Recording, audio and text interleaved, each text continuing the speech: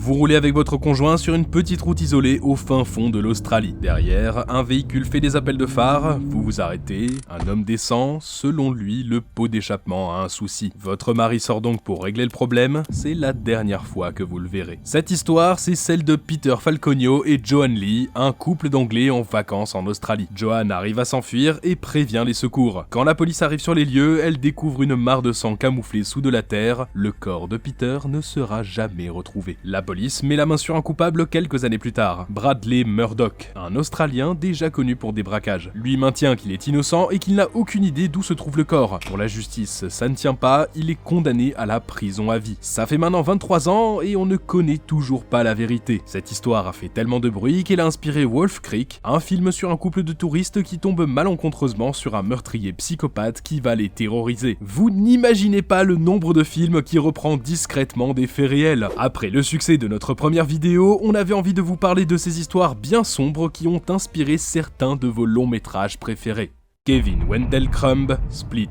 En 1977, Billy Michigan, 22 ans, est arrêté pour avoir agressé sexuellement 3 femmes sur un campus. Pendant son procès, les médecins le déclarent schizophrène et victime d'un trouble dissociatif de l'identité. Plutôt que d'aller en prison, il est envoyé en hôpital où il est étudié par des spécialistes qui lui décèlent 23 personnalités. Ce qui devrait vous rappeler Kevin Wendell Crumb. Dans le film Split, il séquestre 3 jeunes femmes pour les éliminer. Elles tentent de s'échapper mais découvrent la complexité de leur agresseur qui a des identités multiples, le rendant totalement imprévisible. Pour le réalisateur M. Night Shyamalan, l'envie de faire un film sur les TDI apparaît durant ses études. Le sujet est complexe, mais Shyamalan a une idée. Et si l'une des personnalités pense avoir des pouvoirs surnaturels, est-il possible d'en développer des aptitudes? Il découvre alors l'histoire de Danny Sullivan. Les spécialistes du diagnostic d'abord 10 identités principales, puis 13 autres définies comme indésirables car beaucoup plus problématiques. Par exemple, Regan Vadaskonevich, un Yougoslave expert en armes à feu qui parle le serbo-croate. Ce qui est dingue, c'est que Billy, lui, n'a jamais mis les pieds dans ces pays-là. Et pourtant, il en connaît la langue, mais seulement quand il est sous cette personnalité. Dans le film, on se souvient de Hedwig, un enfant de 9 ans qui veut jouer et cherche des amis. En amenant Casey loin de la cellule, il lui offre presque la possibilité de s'enfuir. Et bien chez Billy, c'est David, 8 ans, beaucoup plus innocent, il apparaît quand il doit subir pour les autres.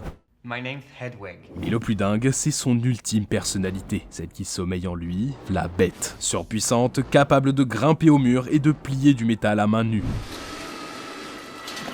Bon, dans la réalité, c'est pas exactement comme ça, mais Billy a bien une 24e identité, le professeur. Selon l'auteur de sa biographie, elle intervient quand il fusionne les 23 autres. Il devient alors la personne la plus intelligente au monde. Une capacité de réflexion et des connaissances qui dépassent tout ce qu'il avait pu voir avant. Pour Billy, il n'est jamais responsable des agressions et des crimes dont il est accusé. Il n'en a même pas le souvenir. Ses identités agissent de manière autonome et peuvent prendre le contrôle à tour de rôle. C'est pareil dans le film. Kevin n'est pas violent, ce sont ses identités qui profitent de lui, le faisant passer pour le méchant. Les films qui traitent de troubles dissociatifs de l'identité, c'est pas nouveau et c'est un bon outil à twist. Psychose, Dr. Jekyll et Mr. Hyde, Shutter Island. Le souci de ces œuvres, c'est qu'elles représentent ces maladies mentales comme dangereuses, ce qui contribue à une stigmatisation et à la méconnaissance du grand public vis-à-vis de ces troubles. Dans la réalité, les personnes qui en souffrent ne sont pas forcément violentes, mais beaucoup plus anxieuses, conscientes de leur situation. Souvent, la fracture se crée pendant la jeunesse. Un enfant qui a subi des abus sévères ou des traumas a plus de chances d'en développer. Et c'est le cas de Billy. Victime de violences physiques et sexuelles par son beau-père, les médecins estiment que son état vient en grande partie de ce qu'il a vécu. Donc attention à ne pas tout mélanger. La méconnaissance du sujet, c'est de là que vient la vraie peur.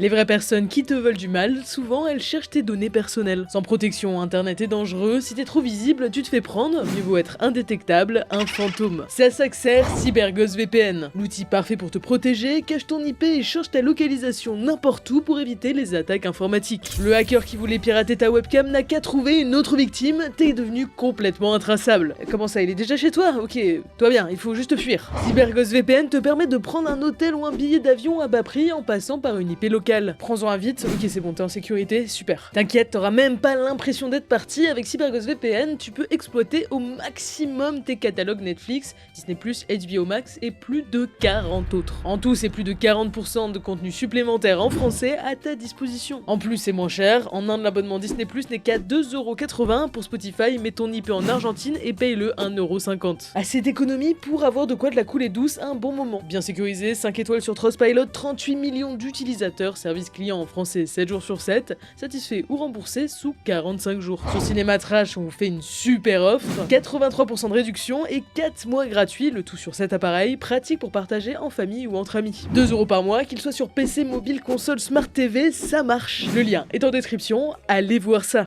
Annie Wilkes, Misery. Avant d'être un film, c'est un roman de Stephen King, une infirmière obsessionnelle qui retient en captivité son auteur favori, Paul Sheldon. Il a un accident de voiture et est sauvé par Annie, sa plus fervente admiratrice. C'est quand elle découvre que Paul a choisi de faire mourir son personnage de fiction préféré qu'elle perd le contrôle. Elle est violente, le drogue et lui impose de réécrire une nouvelle histoire dans laquelle le personnage est vivant. Le film prend un autre tournant quand on découvre son passé de tueuse. Elle s'est fait licencier d'une maternité après la mort de plusieurs nourrissons. À partir de là, le véritable enfer commence. Eh bien, cette infirmière, elle existe. C'est Jenny Jones qui aurait tué plus de 60 enfants. Véritable ange de la mort sans aucune pitié pour ses victimes. Dans les années 70, elle travaille comme sage-femme dans un hôpital au Texas. En 4 ans d'activité, 47 nourrissons décèdent de manière inexpliquée. Le personnel a bien des doutes, mais aucune preuve concrète. Certaines infirmières ont vu Jones siffloter pendant qu'elle portait des corps à la morgue. De quoi se poser des questions. Plutôt que d'appeler la police et de lancer une enquête, l'hôpital préfère licencier tout le personnel et le remplacer. La nouvelle d'une serial killeuse dans leurs employés, ce serait pas bon dans les affaires. En plus d'être complètement détraquée, Jones aime faire souffrir. En 1982, une jeune maman vient pour un contrôle de routine. Jones réalise une première piqûre sur le nourrisson et va être pris de convulsions. La maman lui implore d'arrêter, mais Jones en fait une seconde. L'enfant décédera quelques semaines plus tard. Mais comment on fait pour faire passer plus de 60 morts en simple accident? C'est une collègue de Jones qui va trouver la réponse. En fait, elle remarque de toutes petites incisions de la taille d'une seringue dans des flacons de succinylcholine. Ce médicament, c'est un relaxant pour les muscles, mais s'il est mal utilisé, ça devient un poison impossible à détecter. Une trop grande quantité peut détruire tous les muscles d'un adulte en 20 secondes. Imaginez un peu sur des nourrissons. Suite à ça, Jones est arrêtée et condamnée à 99 ans de prison. Elle a bien failli être libérée en 2017, mais la justice américaine l'a inculpée pour d'autres meurtres, empêchant sa sortie, un choix plutôt judicieux. Misery, c'est un classique du thriller, un huis clos terrifiant dans lequel le spectateur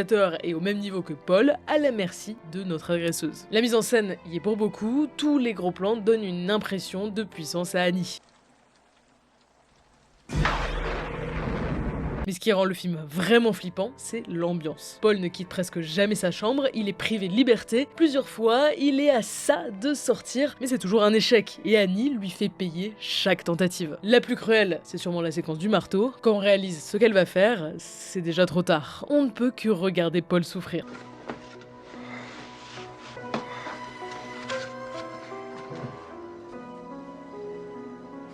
On a échappé au pire, dans le livre, c'est avec une hache, je vous laisse imaginer le résultat. Finalement, Paul arrive à se libérer de son enfer en tuant Annie d'un coup derrière le crâne, il retourne à la société, mais le trauma est toujours présent.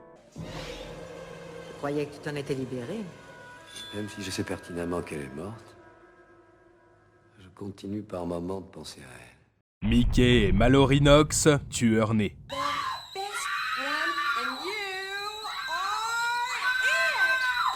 Mickey et Mallory prennent un plaisir à éliminer toute personne se mettant sur leur route et à chaque fois, ils laissent un survivant pour raconter leur histoire. Ce couple est en réalité 2 adolescents qui ont traumatisé l'Amérique, Charles Starkweather et Caril Ann Fugate. Dès le départ, ça ne va pas. Charles a 18 ans quand il rencontre Caril, 13 ans. Ils commencent à sortir ensemble, mais les parents de la jeune fille ne sont pas très chauds, surtout que Charles est connu pour être violent. La première personne à s'en rendre compte, c'est le proprio d'une station-service. Charles vient acheter une peluche pour sa copine, mais le gérant refuse de lui faire crédit. Action, réaction, il revient avec un calibre 22. Il l'emmène de force dans le coffre de sa voiture, puis le tue d'une balle dans la tête. Là où le couple s'est bien trouvé, c'est qu'ils sont tous les deux complètement tarés. L'année suivante, Charles s'embrouille avec ses beaux-parents. Pour régler ça, il va tout simplement chercher son fusil, retourne dans la maison et les élimine tous. La propre famille de Caril est décédée et elle n'y voit aucun souci tant qu'elle est avec lui. Ce passage, on le voit dans le film. Les meurtres sont sont rendus plus cinématographiques, ce qui rend la séquence morbidement drôle. C'est là que leur cavale meurtrière commence. En 2 mois, ils vont tuer 7 personnes. Le truc, c'est que ce sont des gamins, la réalité va vite les rattraper. Déjà, le couple vole un modèle de voiture que Charles ne sait pas conduire. Ils se font arrêter par un shérif qui sur le moment ne sait pas qu'il a devant lui les 2 criminels les plus recherchés du pays, car il pense que c'est la fin et sort de la voiture en hurlant à l'aide pour se dédouaner. Charles prend la fuite, mais le shérif tire. Il touche le pare-brise et des morceaux de verre atteignent le bras du tueur. Plutôt que de continuer, il arrête la voiture et se rend, pensant qu'il allait se vider de son sang. Le couple demande à être extradé dans le Nebraska pour être jugé, mais à cette époque, la peine de mort est encore en vigueur dans cet état. Alors que dans le Wyoming où ils se sont fait arrêter, celle-ci n'est plus d'actualité. Résultat, Charles est exécuté sur la chaise électrique et Caril est condamné à de la prison à vie. Là où le film est intéressant, c'est qu'il est en partie satirique. Les médias jouant un rôle dans leur starification, ils deviennent des héros pour une jeunesse américaine en mal de repères. Y a qu'à voir le personnage de Wayne Gale, un présentateur racoleur qui veut à tout prix de l'audimat, quitte à transgresser la morale.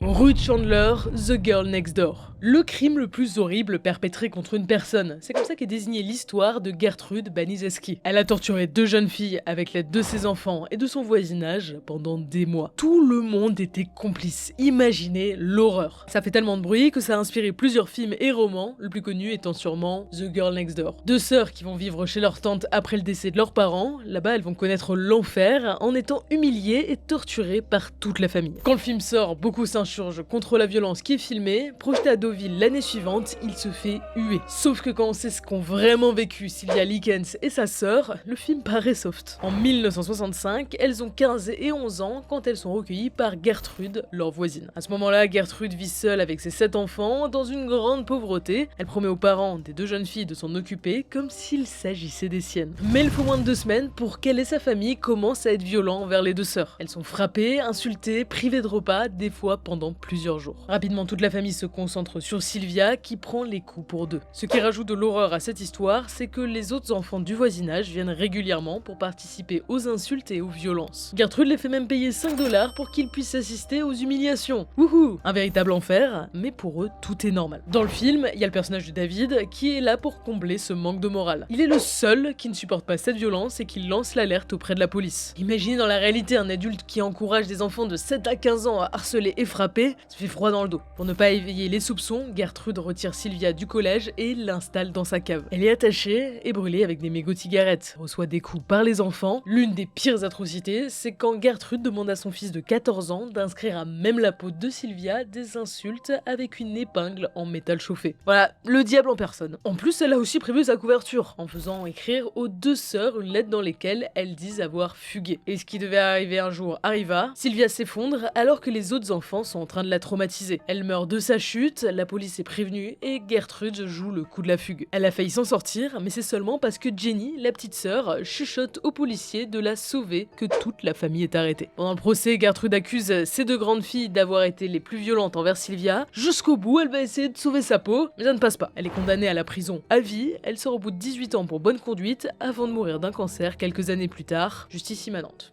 Ghostface Scream. Sûrement le slasher le plus connu de l'histoire. Un masque pâle déformé qui semble crier en silence, Ghostface est un symbole du film d'horreur moderne. Quand Kevin Williamson, le scénariste des premiers films, développe son idée d'un tueur masqué qui assassine des jeunes filles, il est inspiré par un fait divers qui touche les États-Unis à la même période. Août 1990, le campus universitaire de Gainesville en Floride est frappé d'un malheur. 5 étudiants sont assassinés en 4 jours, 4 filles et un garçon. Le mode opératoire est toujours le même. Le tueur pénètre dans leurs appartements, se cache, puis les immobilise par surprise. Les étudiantes sont agressées sexuellement, puis poignardées des dizaines de fois. Le tueur est même allé jusqu'à décapiter l'une de ses victimes, laissant la tête en trophée sur une étagère. Quand le corps est découvert, c'est la panique. Un nom est donné, l'éventreur de Gainesville. Quelques jours avant ça, il était rentré dans l'appartement de Janet Frankie. Il l'agresse, mais elle arrive à le faire fuir. Malheureusement, impossible pour elle de décrire le coupable, il porte une grande cagoule noire. À ce moment-là, tout le monde peut être le tueur de Gainesville. Imaginez la terreur sur le campus. Les parents retirent leurs enfants, ceux qu'il reste se déplacent en groupe et sont armés s'ils le peuvent. Les similitudes avec le film sont déjà nombreuses. Le tueur utilise un couteau et ne montre pas son visage. Le plus important, c'est aussi cet intérêt pour la mise en scène macabre de ses crimes. Ghostface comme l'éventreur de Gainesville prennent plaisir à tuer et rendent leur meurtre mémorable.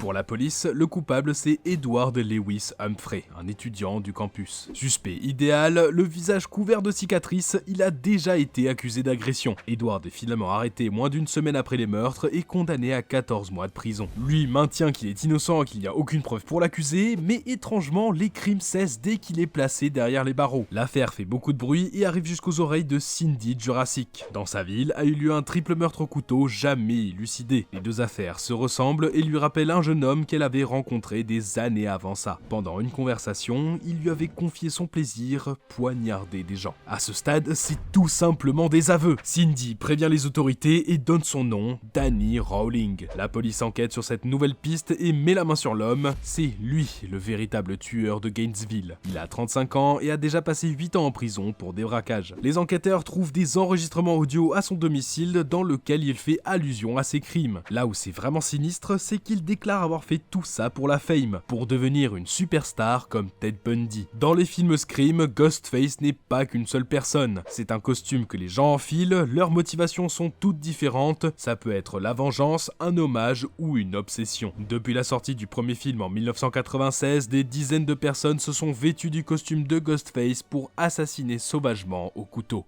Aujourd'hui, c'est ça qui pose problème. Dans une société, les méchants passionnent et sont glorifiés. Dans cette vidéo, on a dit qu'ils étaient souvent plus travaillés que les gentils, avec des motivations qui justifient la morale du film. C'est pour ça qu'on les aime, mais quand le méchant est inspiré de faits réels, c'est différent. Il n'y a qu'à voir le traitement qu'a eu Jeffrey Dahmer après le succès de la série. Sur les réseaux, il était adulé, on n'entendait parler que de lui, on en aurait presque oublié les horreurs qu'il a commises. On l'a déjà dit, aucune famille des victimes n'a été consultée, ils ont découvert la série en même temps que tout le monde, reprochant à Netflix de se faire de l'argent sur une tragédie. Encore merci à CyberGhost VPN, protégez-vous et faites des économies en contournant les géorestrictions pour seulement 2 € par mois grâce au lien en description. La réalité inspire le cinéma, ça a toujours été comme ça et ça ne changera pas. Mais il ne faut en aucun cas que l'effet soit inverse. Il est essentiel de ne pas oublier les souffrances des victimes, de remettre en question notre fascination pour le mal et de réfléchir aux conséquences de cette glorification.